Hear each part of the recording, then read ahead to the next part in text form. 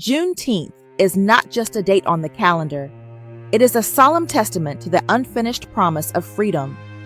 On June 19, 1865, in Galveston, Texas, Union General Gordon Granger stood before a shattered community and declared, through General Order Number 3, that all formerly enslaved people in Texas were free, officially emancipated more than 2.5 years after the Emancipation Proclamation was signed into law.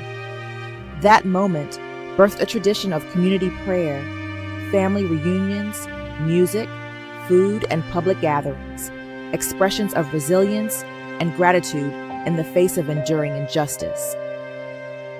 Decades later, Black Texans pooled resources to buy emancipation parks, sacred grounds where their people could safely celebrate, remember, and build.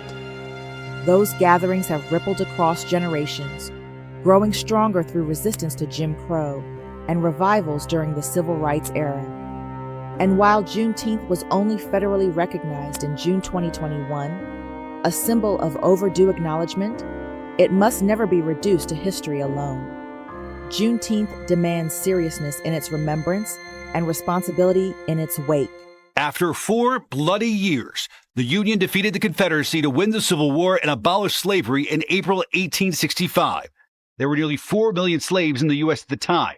Union armies began marching through the southern states, freeing thousands of slaves each day. The news took months to reach Texas, the westernmost state in the Confederacy.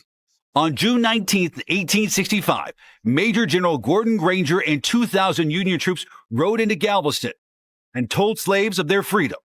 Granger's words spread through Texas. All at once, slaves found out the war was over and they were free. Their joyous, spontaneous celebration gave birth to what we now know as Juneteenth. Juneteenth, a combination of the words June and 19th, commemorates when the last enslaved people in the South were finally set free. Many slaves were met with violence or death when they tried to leave, yet the promise of freedom extinguished that fear and fueled generations to come. Former slaves gathered on Juneteenth the next year and the year after that.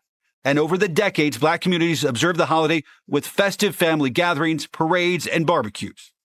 Following the summer of protests in the wake of George Floyd's murder in 2020, private companies made Juneteenth a permanent paid holiday for their workers. In 2021, Congress passed legislation to make it a federal holiday. President Biden signed it into law days later. Juneteenth, a celebration of independence, the day all Americans were truly free.